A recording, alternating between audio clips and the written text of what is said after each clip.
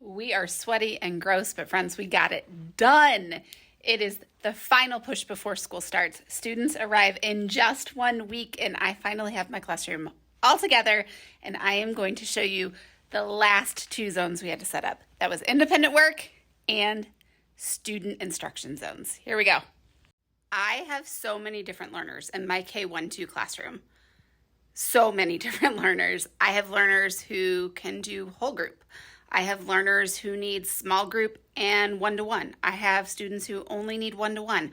I have students who need a mix of all of the above. I have students who are learning to sit on the carpet. I have it all, friends, and so I have to set my classroom up that way. I set my classroom up with whole group spaces, small group spaces, and one-to-one instruction zones. So I'm going to show you all three of those methods. This is where the majority of my whole group instruction happens, between this carpet where we gather for morning meeting and social skills to this table over here. I can comfortably seat all 8 students, their small bodies, what can I say, right here at this giant horseshoe table.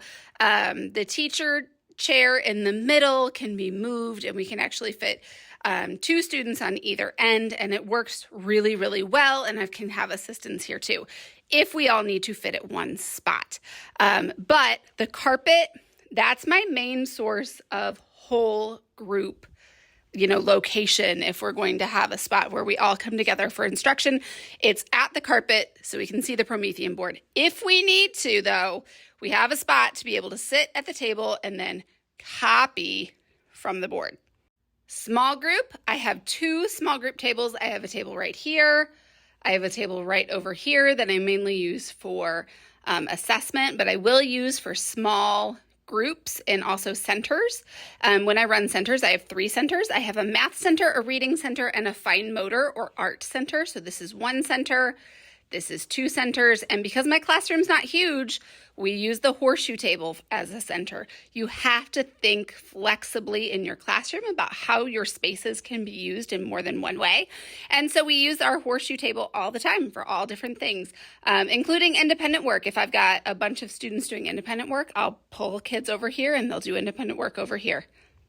When I come around the corner, I have a little cubby area. You can see there's lots of egress, lots of room, but this is minimal distraction zone. When a child needs to focus or struggles focusing in the main classroom area, we have these quiet zones to where we can work one-to-one with an adult.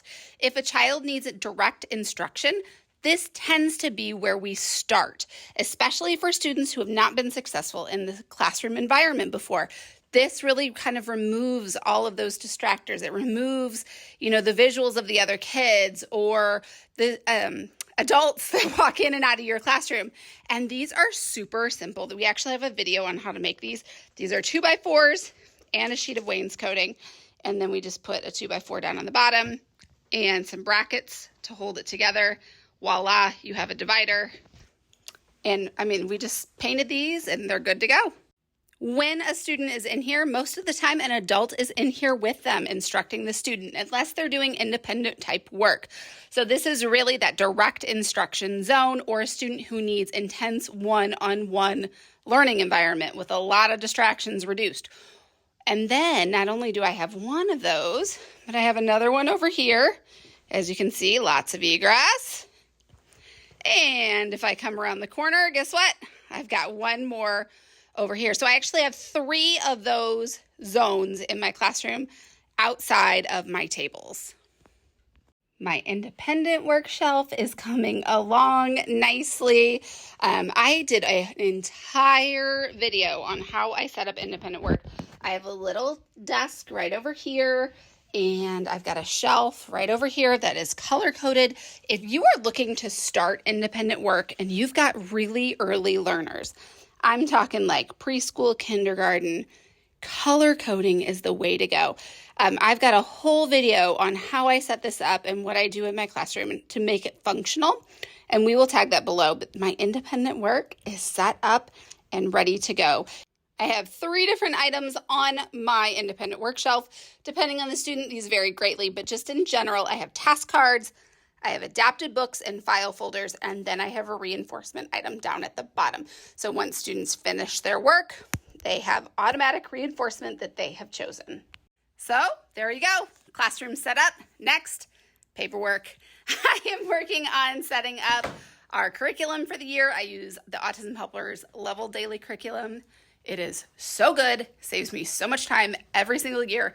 Level 0.5 is perfect for my students who are just coming into my program, beginning writers, non-writers. Don't worry, we've got a curriculum for that. I love it, and I am so excited to use it again this school year. Up next, I am going to be sharing with you our morning routine. From the minute my babies walk into the door to the minute they sit on that carpet behind me, I'm going to be sharing what we do in the classroom.